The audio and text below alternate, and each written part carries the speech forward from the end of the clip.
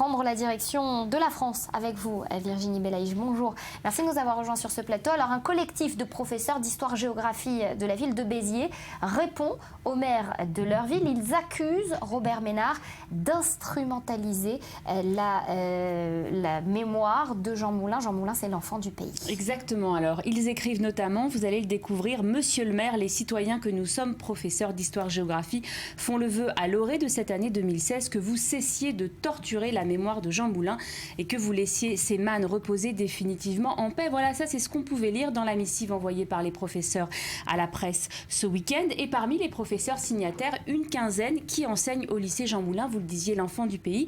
Il y est né en juin 1898. Alors, à l'origine de cette polémique, il y a un tweet de Robert Ménard, le maire biterrois proche du FN. C'était le 18 décembre dernier.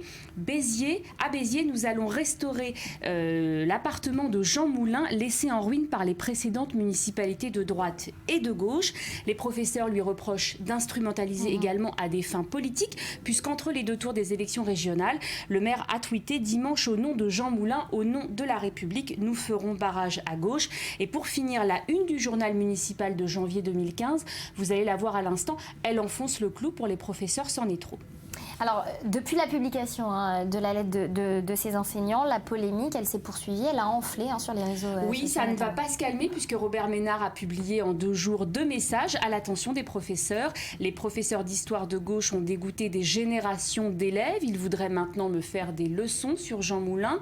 On rêve, je cite toujours Robert Ménard. Ceux qui parlent d'instrumentalisation de Jean Moulin sont les mêmes profs bien pensants qui manipulent à longueur de journée l'histoire. Ça, c'est pour le 2e message. Ce qu'il faut bien comprendre, Nathalie, c'est qu'il y a un problème historique, mais il y a un problème très concret. C'est que l'opposition à Béziers reproche à la municipalité d'avoir vendu la maison de Jean Moulin en optant pour un partenariat public-privé qui ne permet finalement à la municipalité que de récupérer 2 espaces sur les 5 niveaux de la maison initiale. Voilà, merci beaucoup Virginie. Alors justement,